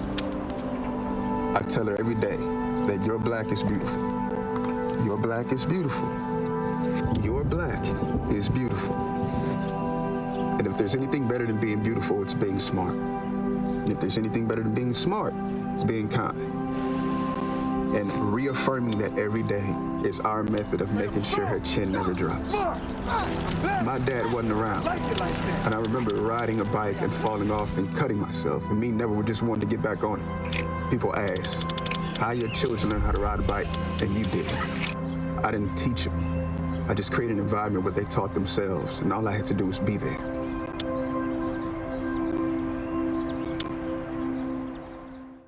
Whether you're the city, the county, or the Huron River Watershed Council. As partners working together to protect our water resources, we agree. Pet waste is the source of harmful bacteria in the Huron River. When it's left on the ground, it can wash into the storm drains. These lead directly to our streams. No filters, no treatment. Here's one thing we know that can help keep our water clean. Pick up pet waste and trash it. Pick up pet waste and trash it. So pick up pet waste and trash it. There's one water, and it's ours to protect.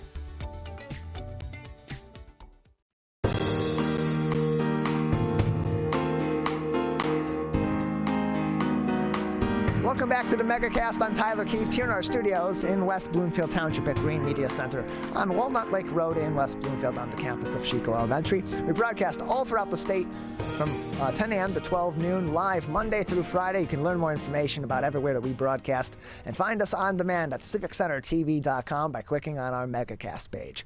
Joining us now is the Michigan State Representative from District 29 representing Auburn Hills, Kegel Harbor, Orchard Lake Village, Pontiac, and Sylvan Lake. Representative Brenda Carter back with us on the Megacast. Representative Carter, thank you for being with us today. Tyler, thank you for having me. Appreciate having you on.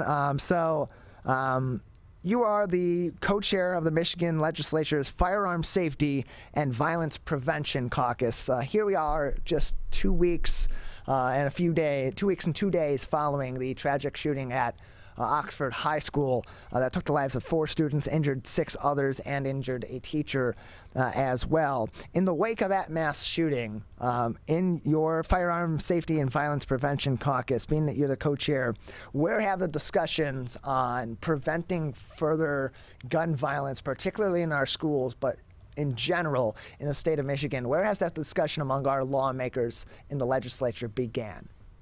Well, Tyler, I'd like to say that we have actively addressed this situation. You know, this is not the first time that Michigan has had a mass shooting. And of course, you know, gun violence is in just about all of our cities right now. But since its inception, we've introduced over 50 pieces of legislation.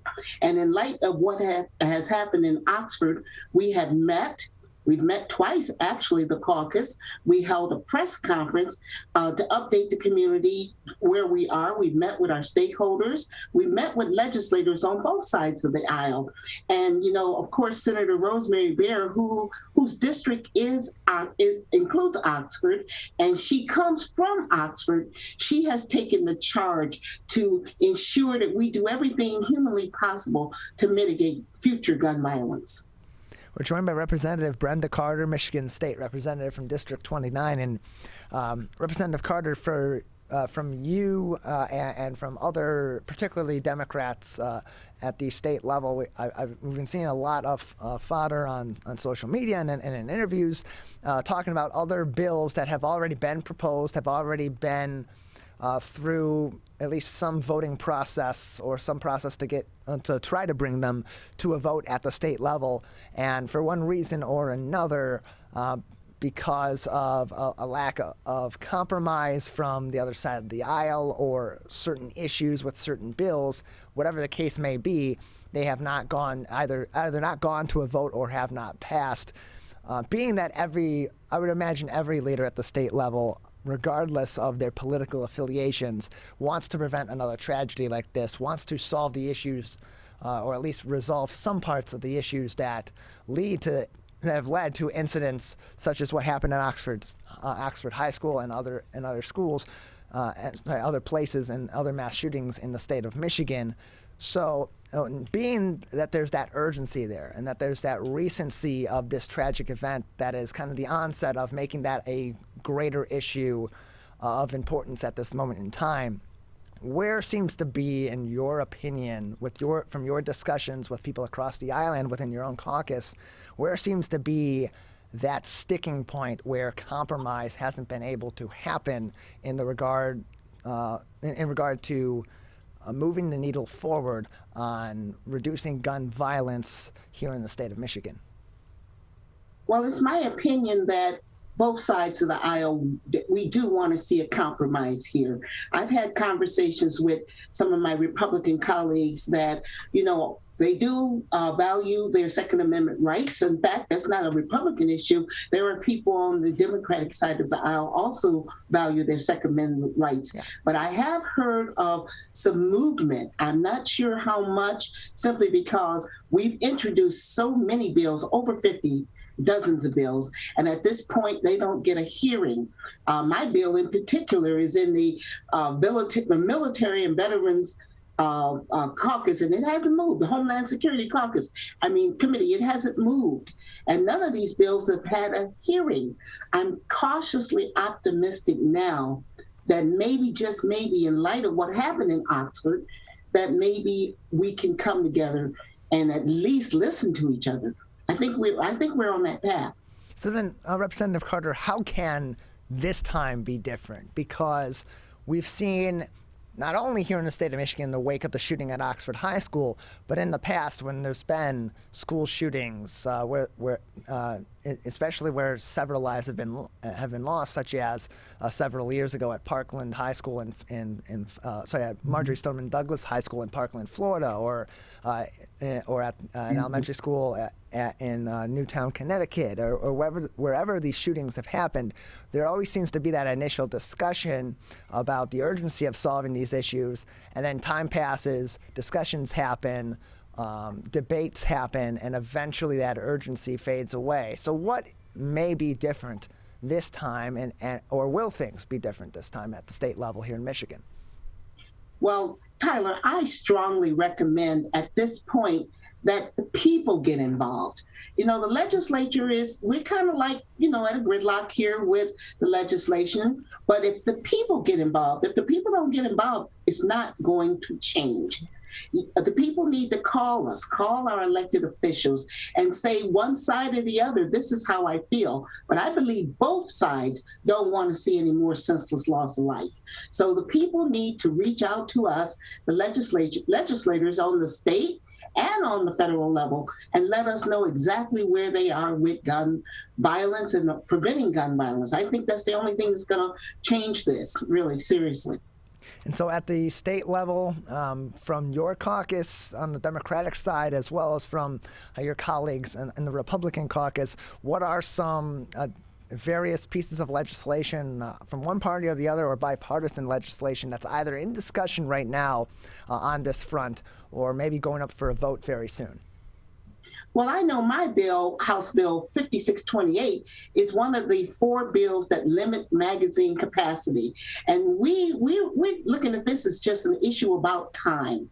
You know, it takes time to reload. So if we slow things down, maybe that will give time for the police to get there, or maybe give time for precious time for some of the victims to escape.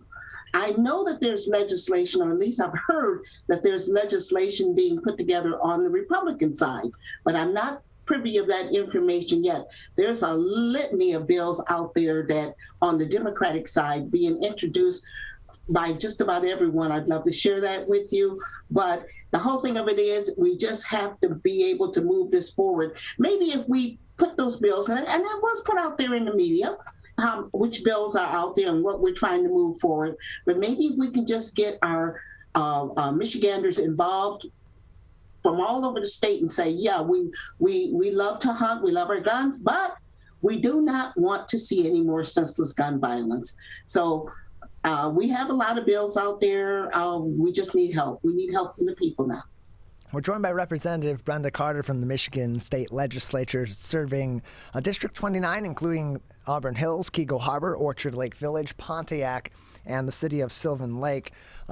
Representative Carter, beyond the gun rights issue, gun violence issue, mass shooting issue here in the state of Michigan, what are some other key issues that are being discussed at the state level, or other key legislation that should be on the people's radar going forward in our House of Representatives?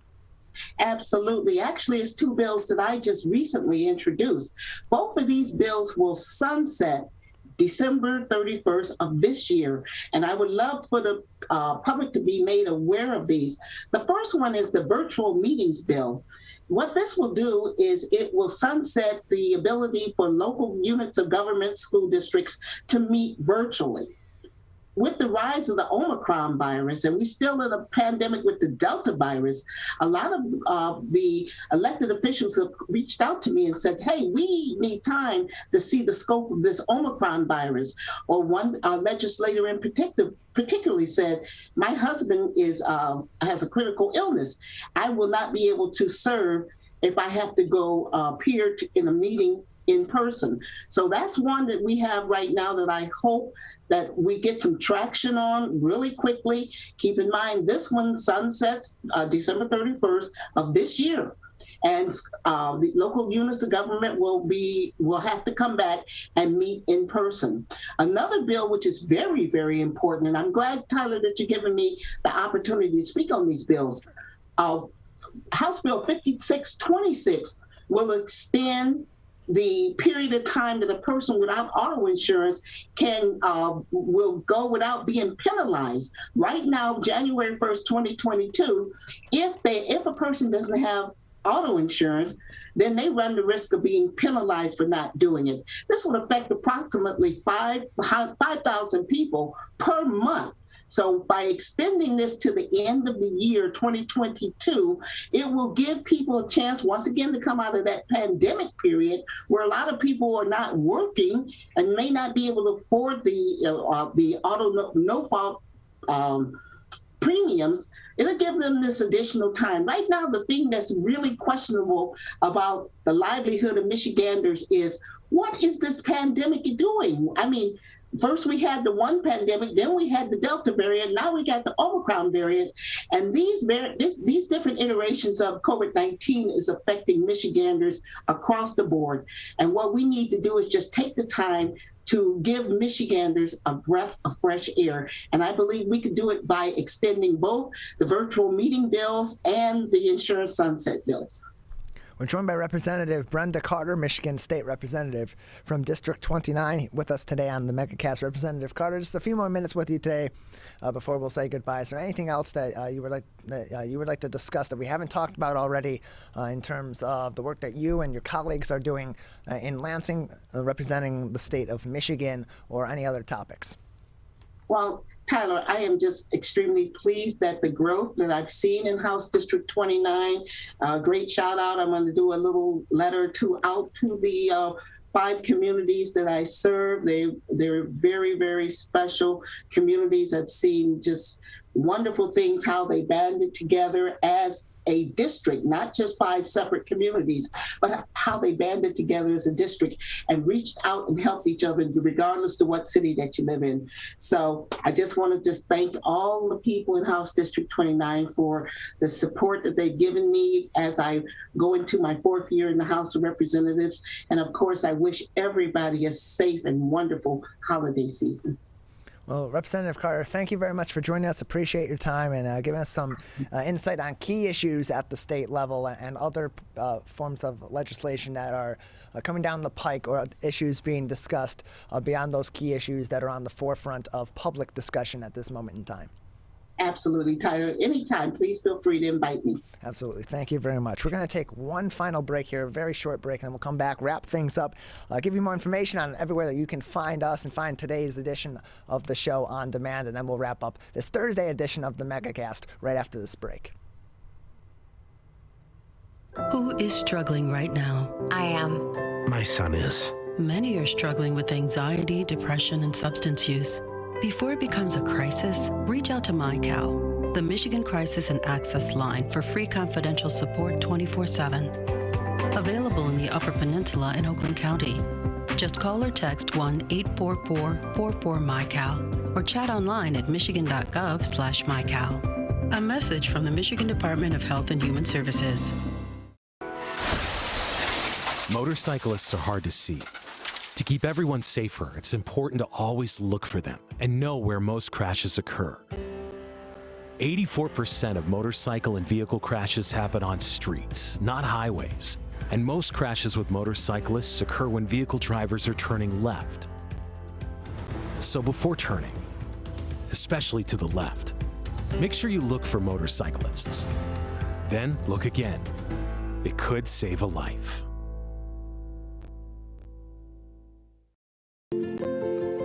To Sophia and Gabriel. Even though these old knees can't follow on your adventure to the forest today, these flowers represent my love. These stitches and threads join us together. And wherever you see a flower, a bird, a beautiful tree, know that my love is with you. Make the forest part of your story at a park near you. Find one at discovertheforest.org.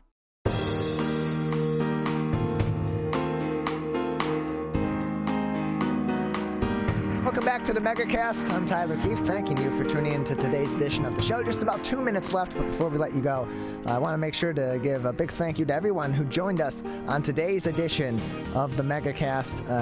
Pleased to have been joined by Kelly Darke, a registered art therapist with Henry Ford Health Systems Care Program, with Marion Henry, grief facilitator at the New Hope Center for Grief Support, Major Timothy Meyer from the Salvation Army of Metropolitan Detroit, Rabbi Elimelech Goldberg, and martial arts therapist Richard Plowden from Kids Kicking Cancer, and of course, Representative Brenda Carter from Michigan's 29th House of Representatives District, for joining us on today's edition of the Megacast. If you are just tuning in now or you missed some of our show, you can find our entire show and our interviews usually by mid to late afternoon on our website on demand at civiccentertv.com/megacast, where you can also learn even more information about all the places that we broadcast live and live to tape, and learn more about this great network of community television and radio stations doing a lot of other great programming in their communities and in the Oakland County area and all across the state of Michigan. on outlets such as My Michigan TV. Also on our website, you can go to our coronavirus page as well to keep up to date on all the information you need to know about COVID-19, how it's spreading here in Oakland County, in southeastern Michigan, across the state of Michigan, the Midwest, the United States, and around the world, and keep up to date on information about the Omicron variant and other variants that pop up as well, and precautions that you can take, such as vaccination, booster shots, social distancing, mask wearing, and more from experts at the CDC, the MDHHS, and the Oakland County Health Division, as well as information from some of our local municipalities in Oakland County where we originate our broadcast. Big thank you to our entire crew, Calvin Brown, our studio producer and board operator, Jared Clark, our Zoom producer back at our My Michigan TV studio in Troy, Michigan, and of course Larry Nyland, our booking producer, for getting all of our guests scheduled to be on this show and getting both them and us ready for each edition of the Megacast.